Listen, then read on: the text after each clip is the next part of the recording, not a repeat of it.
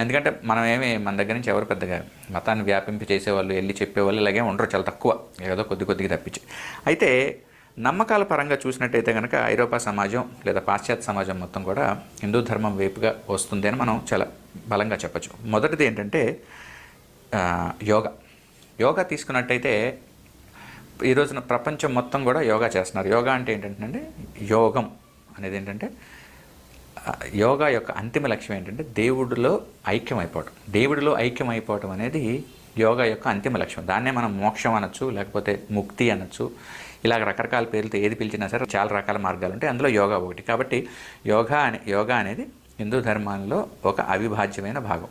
యోగా వేరు, హిందూ ధర్మం వేరు కాదు. ఎవరైనా అలా చెప్తే మాత్రం అది నిజం కాదు, అది నమ్మక్కర్లేదు.